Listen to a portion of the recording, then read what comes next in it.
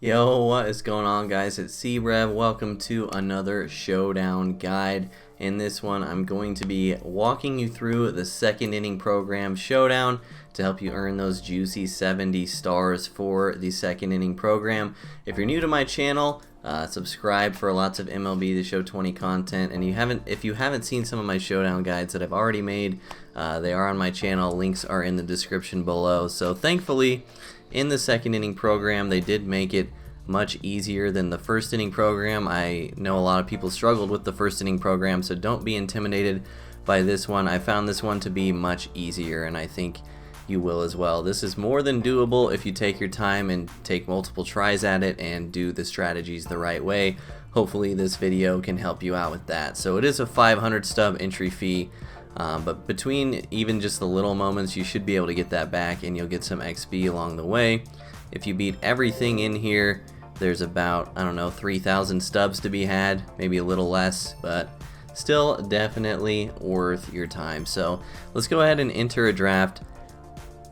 So the draft's going to pop up with the 3 inning bosses and Al Kaline. I'm pretty sure it does this every single time. In my opinion, the best pick for this is Joe Carter, just because he's the best hitter. Hanley does hit lefties better, but you're not guaranteed to see a lefty. There's actually 2 potential right-handed pitchers and 1 potential left-handed pitcher for the final boss, so I think the safer bet is Joe Carter just because he hits righties better, but you really can't go wrong with Hanley Ramirez either. But definitely make sure you're taking either Carter or Ramirez. Kaline just doesn't hit well enough, and you really don't need a diamond pitcher for this stuff since the final boss is all hitting. So I'm going to go with Joe Carter for the reasons I mentioned earlier. I'm pretty sure this round is the same every time as well. These are like the henchmen of the second inning program plus Ron Guidry. So I think far and away the best choice in here is Jonathan Schoop. I think you guys should take Schoop every time. This gold card doesn't look too great on paper, but Schoop's swing is incredible in this game.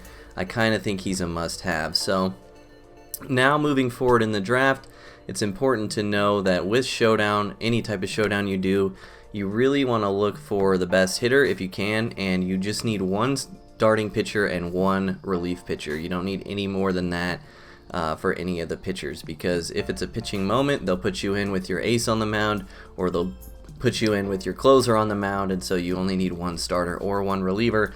So just make sure you're picking your spots. Like here, we definitely want to take Stanton because he rakes, and we don't want to waste this gold round on a pitcher if we have Giancarlo at our disposal. So we're going to take Giancarlo here.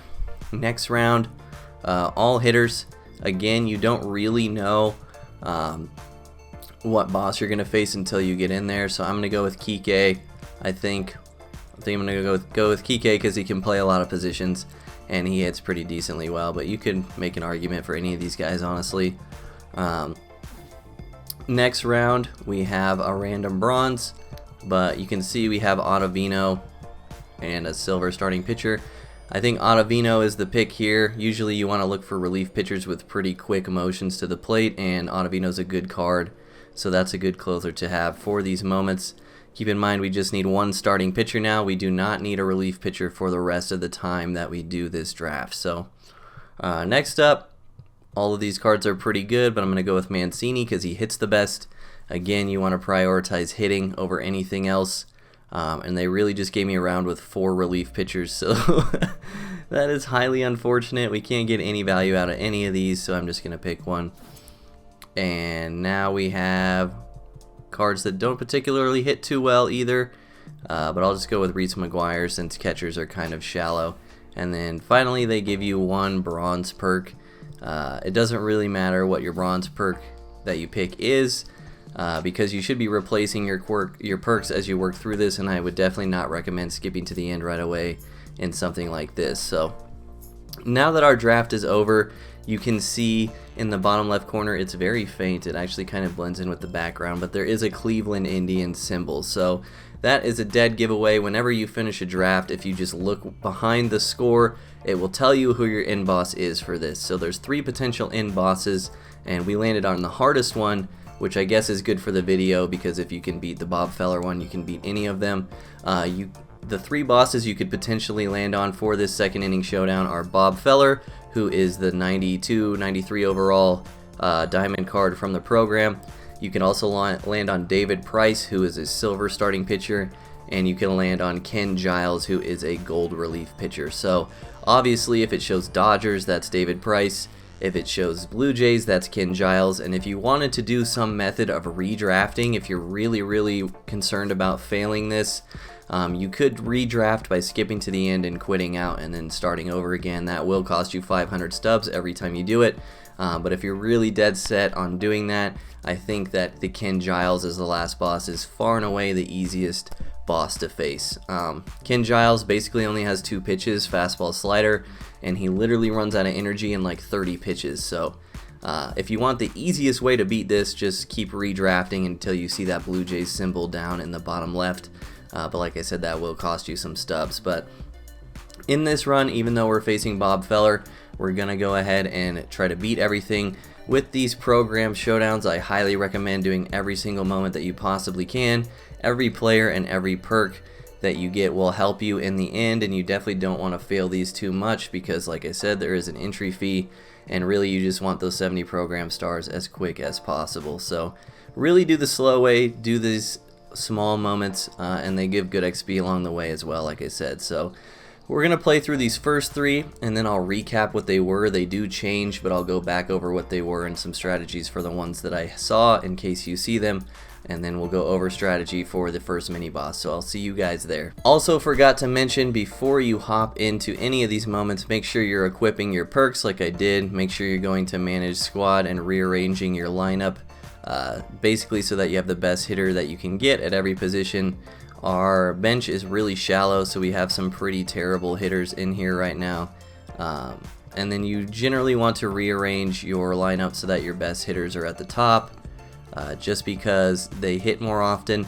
This will change with some of the moments in this particular showdown run, and I will talk about those. So yeah, we're gonna hop in, do these moments like I said, and then I'll catch you guys at this first mini boss. Alright, so we're done with the first 3 mini moments. We did fail the first one and defeat the next 2, so we got 3 runs in total boosted to our end total, so it's 15-3 now.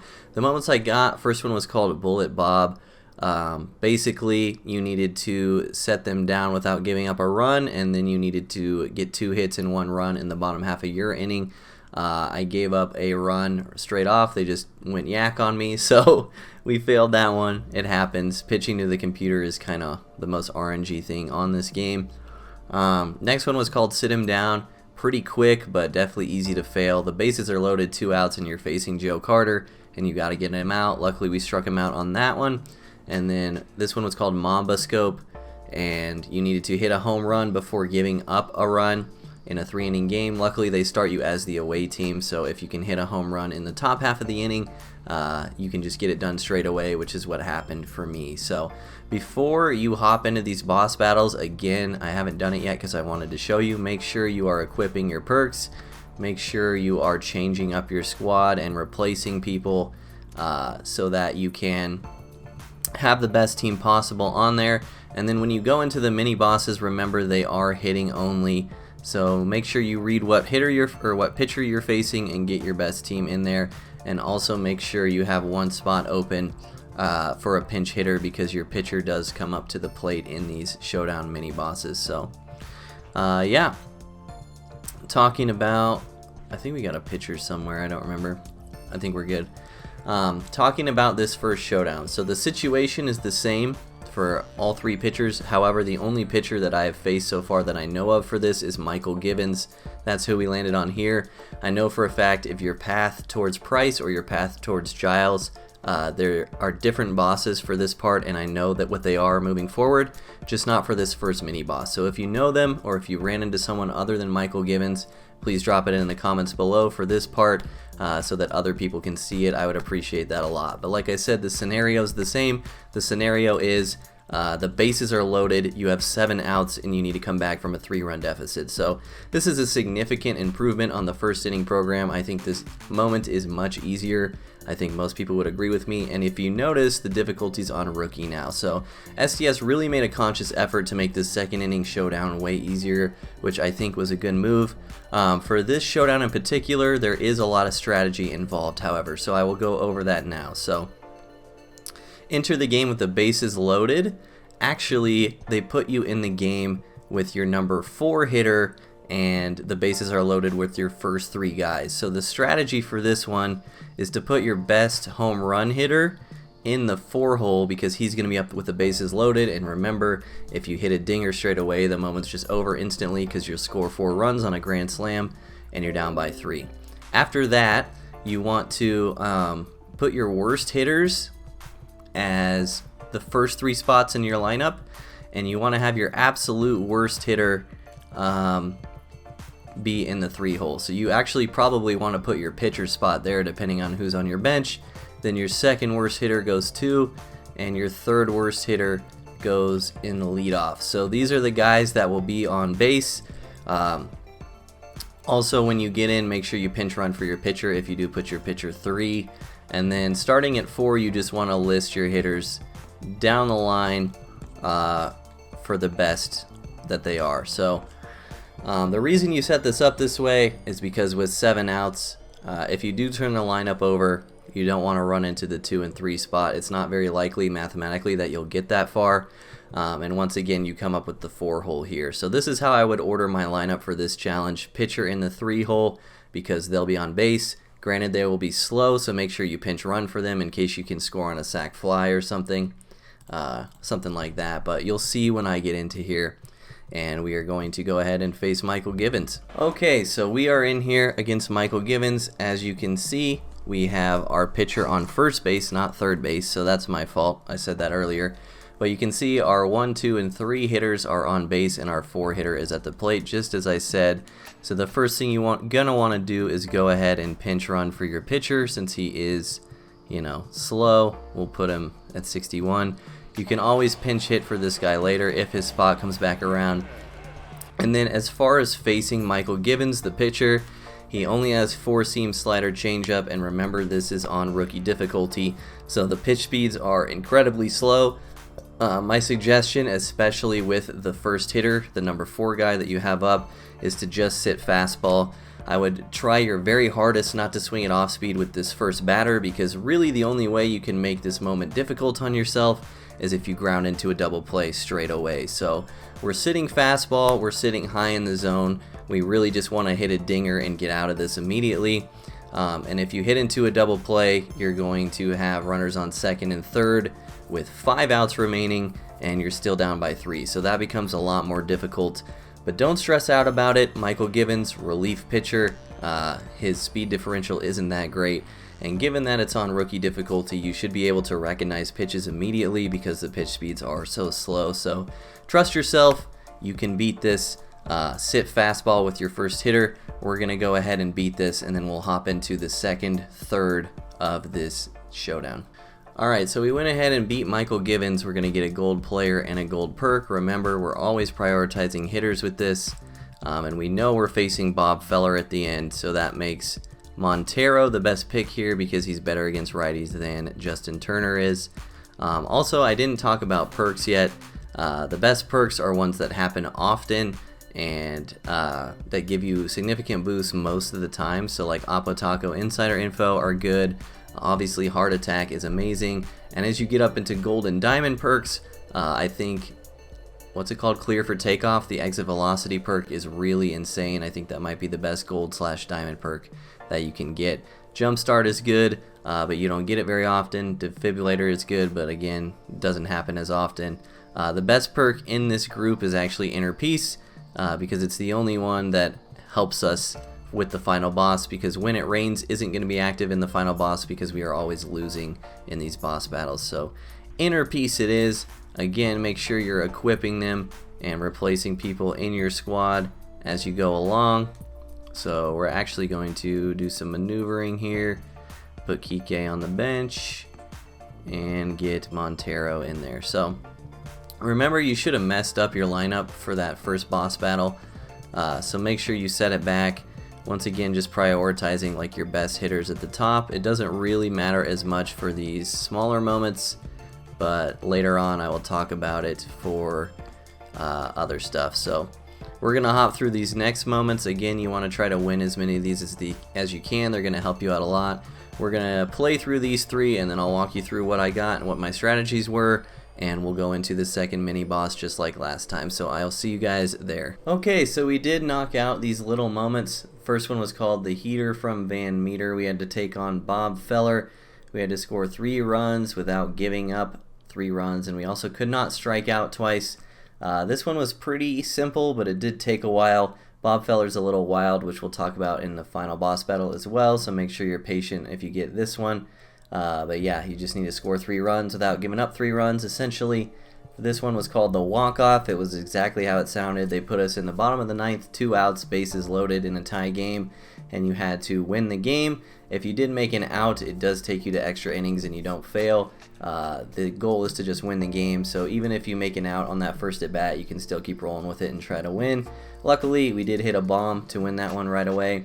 And then the next one was called a Young Stud. It was play a 3-inning game, tally 4 hits and 2 extra base hits without giving up 2 or more runs. Again, kind of a long one. This one was against Eduardo Rodriguez in Fenway Park, just for some clarity. And then this Joe Carter one was against a Blue Jays relief pitcher. I can't remember who exactly. So moving on to this second mini boss. In this one, you're going to be down 6-3 and you have 13 outs remaining. This one is also on veteran instead of rookie, so a little bit harder, but it's still not all-star, so more than capable. You guys are more than capable of beating this one.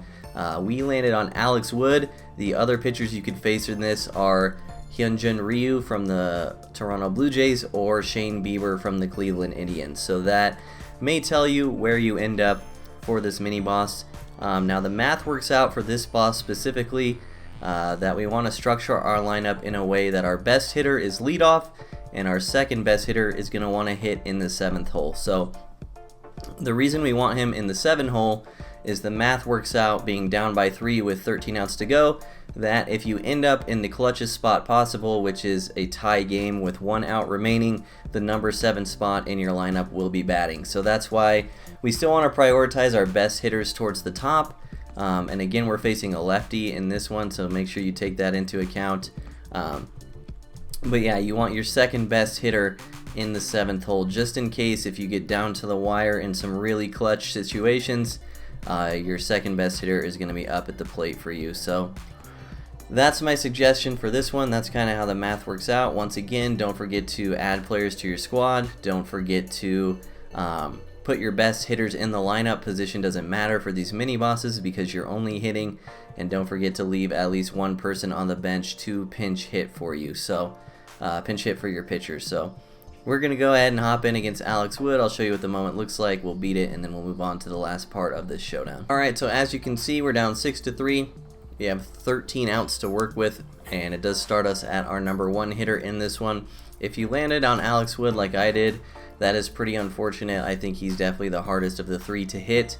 The biggest thing with Alex Wood is to make sure to remember that his velocity is really low, so everything's going to come in super slow, which is good for some of you that struggle with velocity and is bad for some of you that love to just turn and burn on fastballs. So make sure your bat's a little slower with this one, with it being on veteran and him topping out at 92 if he throws his fastball as hard as he can.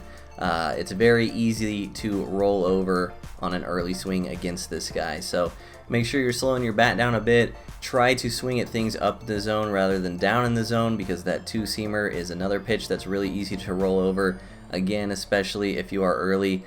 Make sure you're being patient. Make sure you're staying out of double plays if you can help it. Make sure you're being hyper conservative on the base paths. These are all things you want to be doing in Showdown in general. So we're going to go ahead and beat Alex Wood, and then we'll see you guys in the mini moments. Alex Wood has been taken down. We are now getting into our Diamond Player, Diamond Perk drafts as well. Again, make sure you're taking hitters that are best against the handedness of the pitcher that you're going to face. Obviously, Gary Sanchez is the move here, especially since we're facing a righty in Bob Feller in the final showdown. So we're going to take him. And then, like I said, for perks earlier, we high rolled here. I think Clear for Takeoff is the best diamond perk you can get. Any diamond perk that helps your hitting is going to be good. So we got pretty lucky in that round, landing on Gary Sanchez and Clear for Takeoff. And perks do stack. As you saw, I just equipped 2 cleared for takeoffs they do stack on each other. So down to the final 3 moments, make sure you're trying your hardest. I mean, you should be trying your hardest on all of them, but these are the 3 most important moments. Not only do they give you 2 runs for each time you beat one, but they're starting to give you diamond players / gold players and diamond perks. So these are the most valuable moments, and they're just as quick as the other ones from my experience. We'll hop through all 3. I'll break down what I did as always, and then we'll talk about the final boss. Alright, so we did fail 2 out of 3 of them, which is a little bit of a bummer. Made it a little harder on ourselves, but still more than capable of beating this at the end. Like I said, they didn't make it much easier, as I will show you in the final showdown. This one was called Bob the Bulldog. Finish off the 9th inning with your closer without giving up a hit. So you can't give up a hit, but you can walk people. So if you run into this moment and you fall behind in the count against someone, you could just intentionally walk them so you're not throwing meatballs down in the strike zone. Or you could just pitch extremely carefully and nibble around the corners against everyone in that moment. Maybe that would make it a little easier. I got into a 3-2 count and kind of laid one in there, and they hit a single, so I failed it. So that's a little unfortunate. Next one was called Finish Him. You're down by 1 in the bottom of the 9th facing the gold Steve Bedrosian card. I honestly just choked this one. This one should be an easy dub. You only need 1 run to tie, 2 runs to win, but it is a traditional bottom of the 9th inning, so you only get 3 outs. So keep that in mind. And then the last one was called Only 4. You needed to tally 4 extra base hits in a 3-inning game. Whatever you did pitching wise didn't matter, so just try to get through those half innings as quickly as possible. So luckily the one that we beat out of the 3 gave a diamond player and diamond perk. Once again, be sure to go back to your squad and your perks and equip everyone. And then strategy for setting your lineup for this final boss, it depends on how many runs you're going in with, determining what batter would be up in the clutch situation at the end of the game. But I usually just like to order my guys best to worst now. Just have the best hitters at the top, and make sure you can have people out of position. And once again, you can pinch hit for guys. Make sure you have a pinch hitter for your pitcher. So like I said, here you'll end up facing David Price, Ken Giles, or Bob Feller. We are on Bob Feller. He is the hardest one. Let's jump in and let's talk about some strategies. Okay, so we're in here against Bob Feller. As you can see, they made it easier than the first inning showdown. The first inning showdown had 15 outs remaining. In this one, you have 20 outs remaining, as you do with all the divisional showdowns, which is extremely nice. Also, we're going into it 15-10, which is also nice. That's why it's really important to knock out as many of those small moments as you can. I'll go over my strategies for facing all 3 guys, although this one's only with Feller.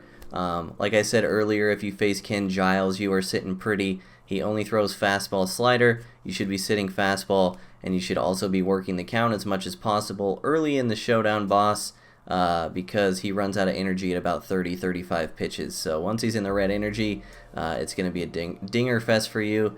If you run into David Price, make sure you are swapping your lineup out for guys that hit lefties better instead of righties.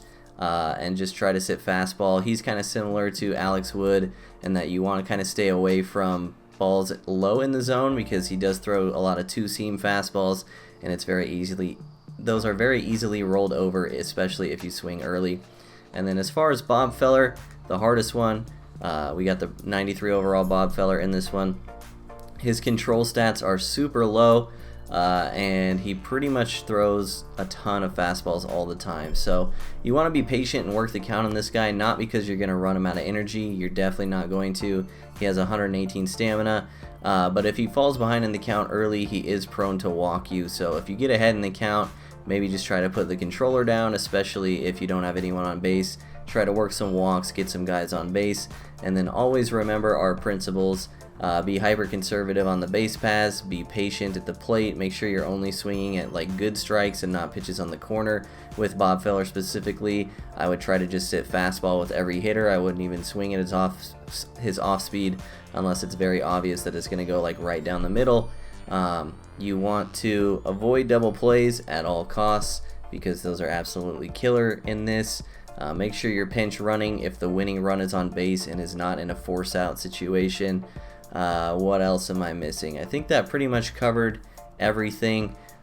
Really, the key with second inning showdown is winning as many of those small moments as you can, because as you can see, we only need to score 6 runs and we got 20 outs to work with. So even though Bob Feller's tough, 93 overall diamond, we should be able to knock this one out. I appreciate you guys watching. I'll roll this through as I beat this showdown boss and complete the showdown. Hopefully you guys enjoyed this content. If you made it this far, drop a like on the video and subscribe to the channel. It helps me out a ton. Also, didn't really want to put it in the beginning of the video, but for you guys that really struggle with showdown but still want to farm XP, I think replaying the second inning program over and over is a great way for you guys to farm XP. You'll get your stubs back from the mini moments, the 500 stubs that you put in, and they each give you XP along the way. You'll also get some silver and gold packs if you beat all the bosses, and this is significantly easier than a lot of the divisional showdowns, in my opinion. So it's a pretty good way to farm XP if you are not comfortable with beating the divisional showdowns. So if you have some downtime and you want to grind some XP, I definitely think replaying this is a good move. Keep in mind you only get the 70 stars for beating it the first time. Obviously, after the first time you don't get any additional program stars. But yeah, I'll cut off my face cam and the audio. You guys can watch me face Bob Feller, and I'll catch you all in the next video. I love you guys. See you later.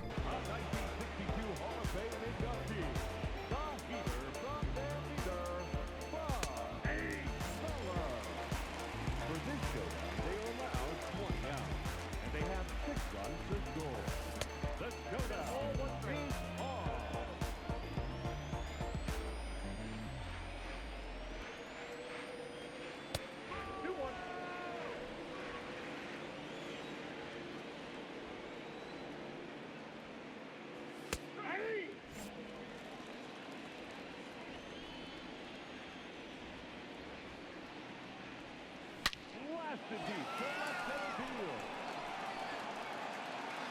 And gone. A solo home run.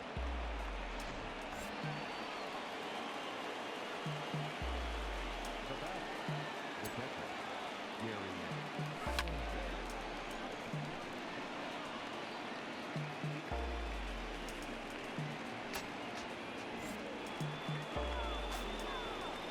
Now back, left field.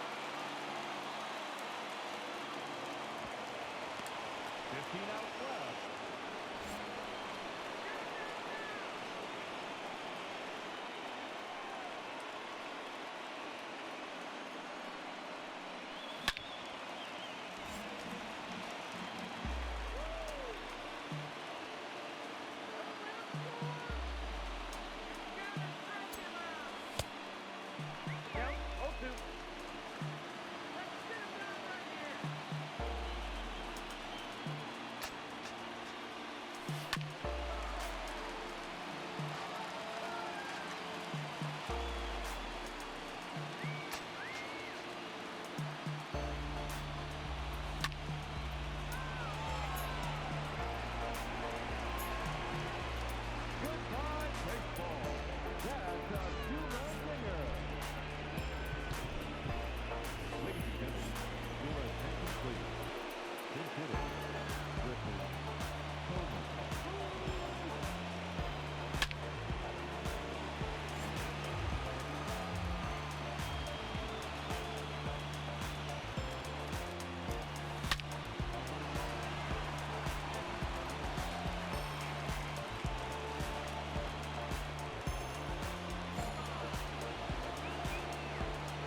Now back to right field.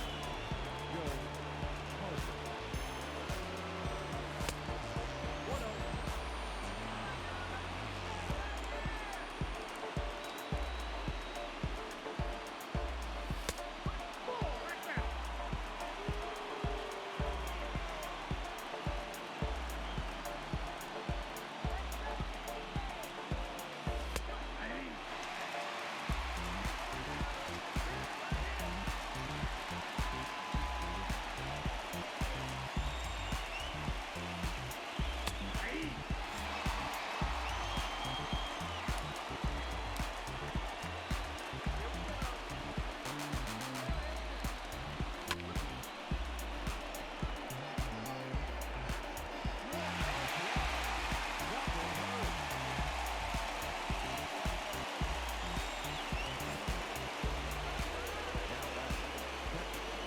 Gerrit.